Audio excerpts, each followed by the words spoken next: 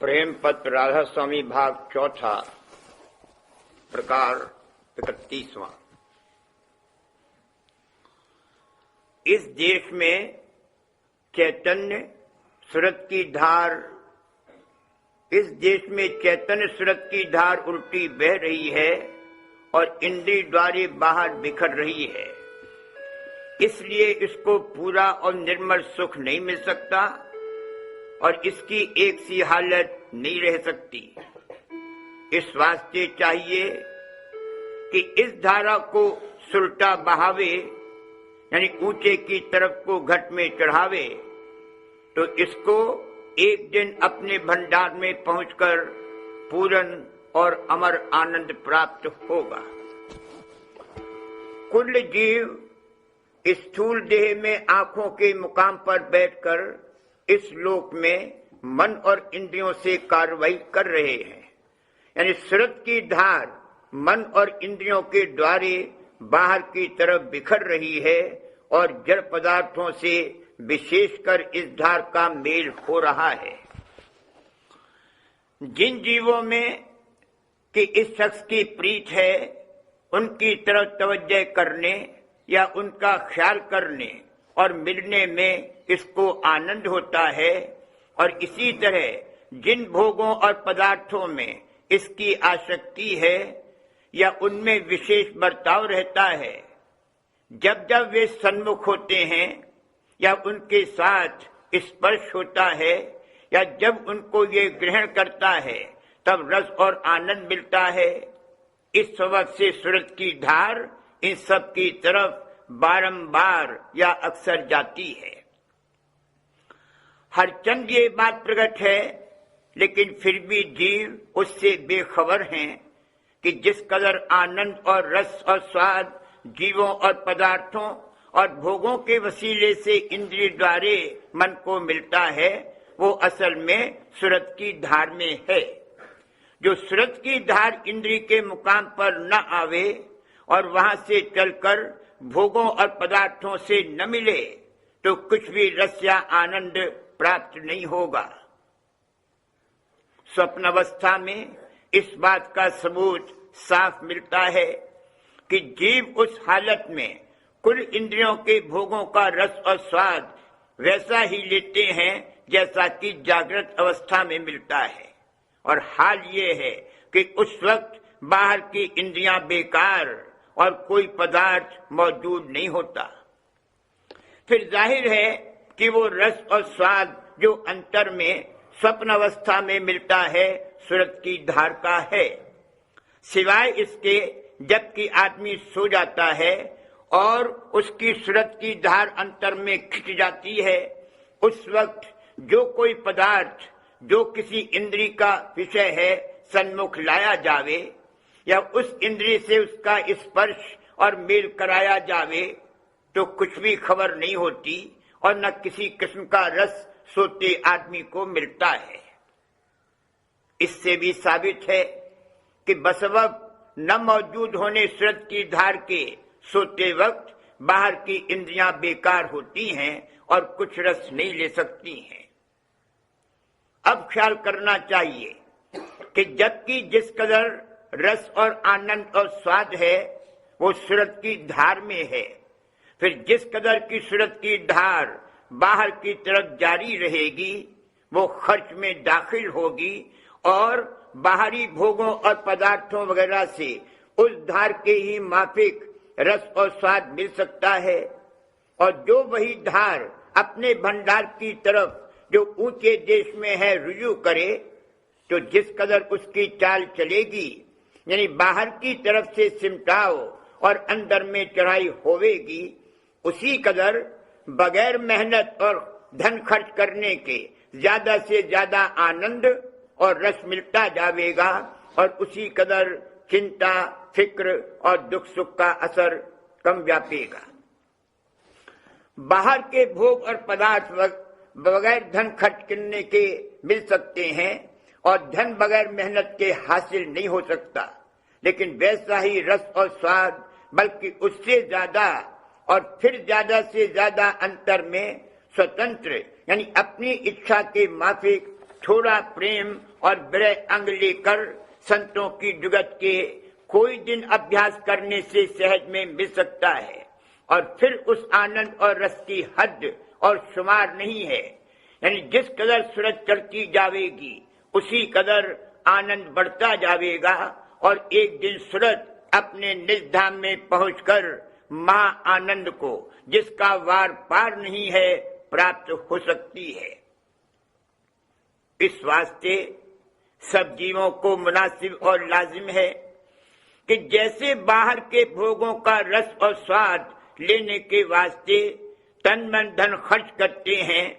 ऐसे ही वास्ते प्राप्ति अंतर के आनंद के जो महानिर्मल है और जिस वक्त चाहें उस वक्त बगैर मेहनत और खर्च करने के हासिल हो सकता है, थोड़ी तवज्जो और मेहनत अभ्यास की गवारा करें।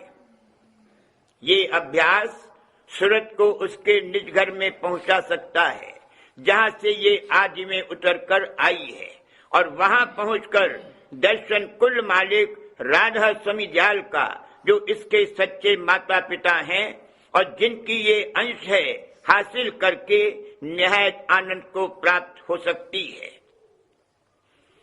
इस अभ्यास का तरीका और भी भेद रास्ते और कुल मालिक के धाम का संत सद्गुरु या सद्गुरु या उनके प्रेमी भक्त से मालूम हो सकता है,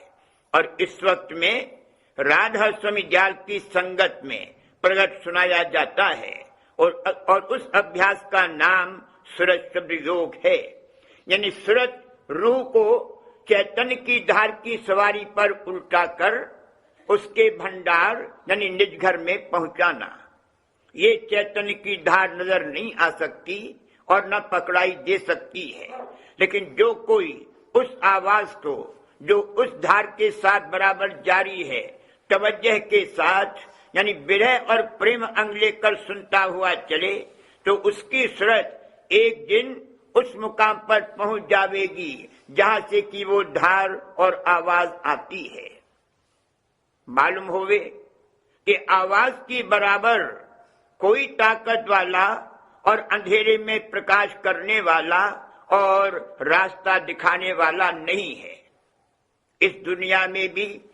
कुल कार्रवाई सूरत और शब्द के वसीले से हो रही है,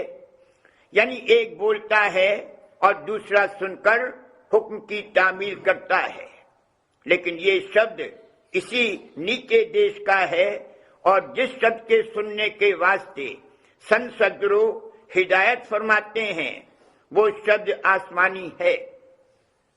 उसकी धार आदि में कुल मालिक के धाम से निकसकर और रास्ते में कई जगह ठेके लेती हुई और मंडल बांधकर रचना करती हुई ब्रह्मांड से गुजरकर इस पिंड में आंखों के मुकाम पर ठहर कर देह और दुनिया का कार्य कर रही है। तो इसी धार को पकड़कर यानी आवाज को सुनते हुए आंखों के मुकाम से रास्ता जारी होता है, यानी आवाज को सुनती हुई सूरत एक मुकाम से दूसरे और दूसरे से तीसरे पर चढ़ती चली जाती है। जैसे कि कुल काम इस दुनिया के शौक और मेहनत के साथ जारी हैं, यानी जिसमें जिसका शौक होता है वही काम वह प्रीत के साथ करता है, और उस कार्रवाई में उसको कुछ तकलीफ नहीं होती। इसी तरह अंतर की कार्रवाई यानी सूरत का चलना और चढ़ना बगैर मालिक के दर्शनों के शौक और प्रेम के मुमकिन नहीं है, और ये शौक और प्रेम संत सद्गुरु और कुल मालिक राधा स्वामी दयाल की दया और प्रेमी जन के संग से पैदा होगा। इस वास्ते कुल जीवों को जो अपने घट में निर्मल और गहरा आनंद लेना चाहते हैं, मुनासिब है कि पहले संत सद्गुरु या सद्गुरु या उनके प्रेमी जन का खोज और पता लगाकर सत्संग करें, और जब उनके वचन और भक्ति की रीत और कायदे समझ में आ जावें, तब उनसे उपदेश लेकर उनके सुरक्षित मार्ग की कमाई यानी अभ्यास शुरू करें। तब जिस कदर कि सूरत और मन बाहर से सिमटकर अंतर में धसते जावेंगे, उसी कदर रस और आनंद मिलता जावेगा और सूरत की धार का बेफायदे बाहर मुख फैलाव यानी फिजूल खर्च का बचाव होता जावेगा। इस वक्त में कुल मालिक राधा स्वामी दयाल ने जीवों पर निहायत दया फरमाई है कि सरस्वती मार्ग का अभ्यास इस कदर आसान कर दिया है कि लड़का, जवान, बूढ़ा, औरत या मर्द, गृहस्थ हो या विरक्त, उसकी थोड़ी बहुत कमाई सहज में कर सकते हैं और उसका फल यानी अंतर में थोड़ा बहुत रस और आनंद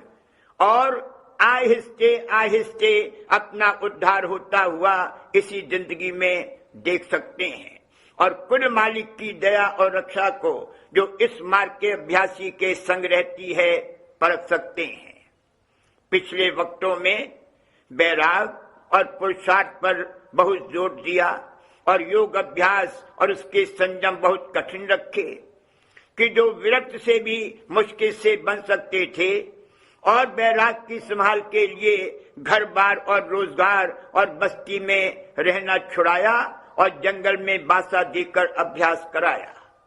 फिर भी उन अभ्यासियों की चढ़ाई सहज जल कंवल से ज्यादा नहीं हुई, यानी माया के घेर के पार न गए और इस वास्ते उनका जन्म मरण का चक्कर नहीं कटा। लेकिन अब राधा स्वामी दयाल ने ऐसी मेहर करी है कि सरस्वती मार्ग का अभ्यास जो प्राण योग से बहुत बढ़कर है, क्योंकि सूरत की धार प्राणों की चैतन्य करने वाली है, हर एक जीव से जिस हालत में की होवे सहज में करा के उसकी सूरत को दयाल देश यानी निर्मल चैतन्य देश में, जहाँ कुल मालिक राधा स्वामी दयाल और संतों का निज धाम है, पहुंचाकर अमर आनंद को प्राप्त कराते हैं और अपनी दया का बल देकर जिस कदर करनी मुनासिब और जरूर है, जीवों से 1, 2, 3 हद 4 जन्म में कराकर माया की हद के पार पहुंचाते हैं। इस वास्ते जो जीव इस अभ्यास में लग जावे वे ही बड़भागी हैं और उन्हीं का जन्म मरण का चक्कर काटा जावेगा और अमर आनंद के स्थान में बासा पावेंगे और बाकी जीव चाहे जिस मत में होवे बाहर मुख करनी और कर्म और धर्म में भरम कर 84 भोगते रहेंगे।